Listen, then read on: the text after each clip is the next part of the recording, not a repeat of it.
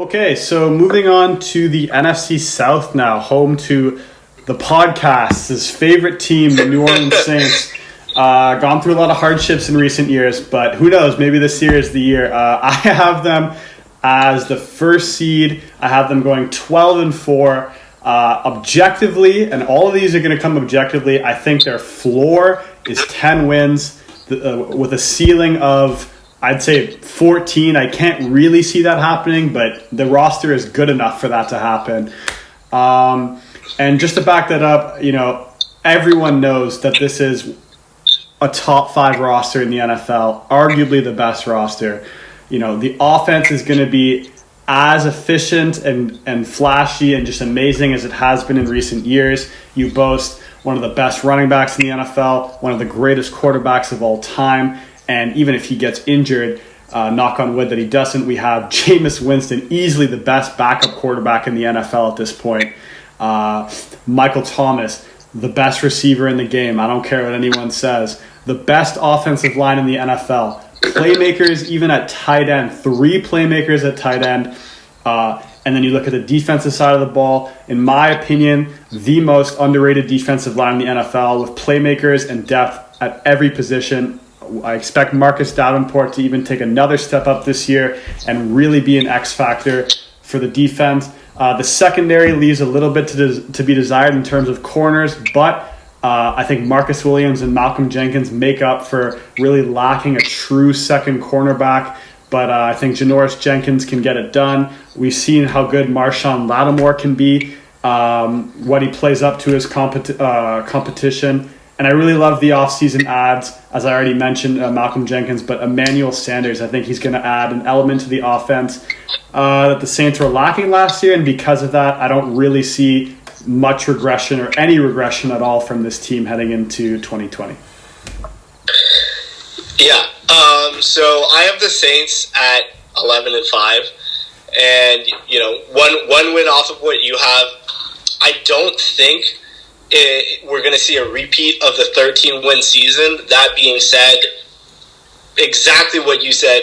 I think 10 wins is pretty much the floor, and that's mainly because of the continuity and the rollover for this team this year. Really not much have changed. Just a few likable veteran upgrades. The core remains. We're going to see improvements in Marcus Davenport off the edge, in Marcus Williams at safety. The O-line remains elite. It's hard to project the Saints not winning this division this year, but it is a competitive division, so I could see it happening. It's going to be a playoff berth one way or another. I don't have much else to say. I think we're going to transition back to a more run-based offense with a healthy Kamara, and we're going to take the load off Breeze, which is unquestionably the best way to go about this year as Breeze continues to defy father time, moving into his age 41-42 season. He's owed a 16-0 season at this point from defensive struggles in the past. So I think we're gonna provide that for him, and I wouldn't really go near the over/under in terms of actually projecting win totals. We're at 10.5, 11.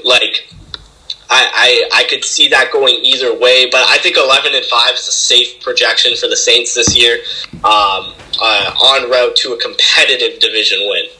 Absolutely. Okay, so moving into the second seed, easily the most talked about team in the NFL this offseason, the Tampa Bay Buccaneers. I have them at 10-6. I feel pretty confident saying that. I definitely think, as you said, they could compete with the Saints for the division. I just think the Saints have the overall edge in terms of roster quality and talent, which is the reason why I put the Bucs as the second seed. But to be 10-6 and to be the second seed in your division is really saying something about how good this division is.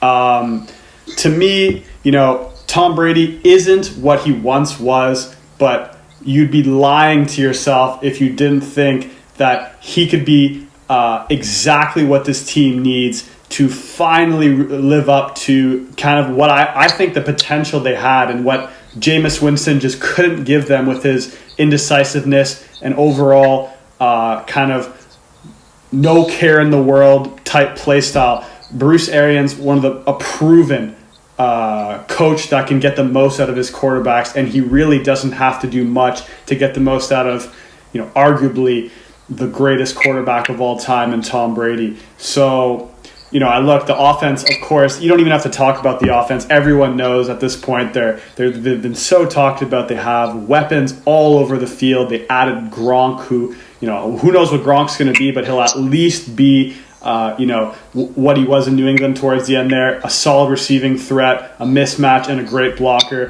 The offensive line isn't amazing, but it's good enough. They have, Ronald Jones and Leonard Fournette in the backfield, which, it's not amazing, but as I said, it's good enough to get the job done. And the only real question mark for me is on the defensive side of the ball.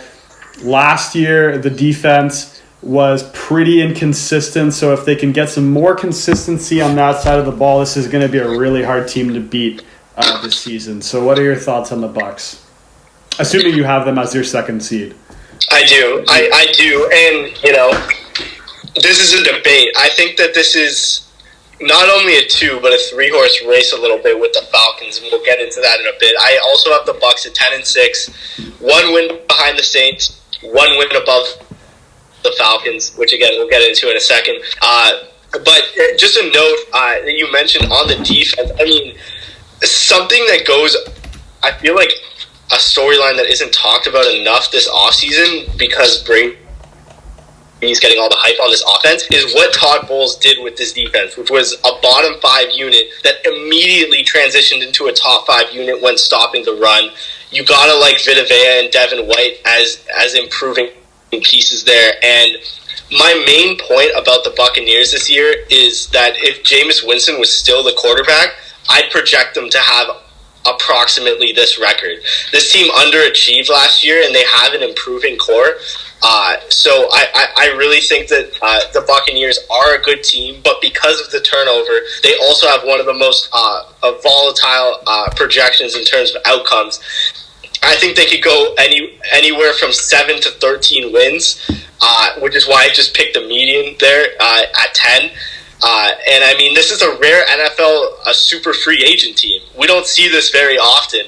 The most recent one that comes to mind is like the Eagles in 2011 when they signed like Michael Vick and Jason Babin and Nassim Agamoa, or however you say his name, and they kind of flopped that season. So I was looking for some data on that. I couldn't really find anything. But I mean, the Buccaneers could go in a lot of directions, but I think it's just safe with Arians and Bowles at the helm of the offense and defense. I don't think this team's going to underachieve. I think they're going to be good, and they're going to compete for the division title. Absolutely. All right, moving into the 3rd seed. So we both have the Falcons. I'm assuming by what you just said, you have them at 9 and 7. I do, yeah. I have them at 8 and 8. So almost the same thing.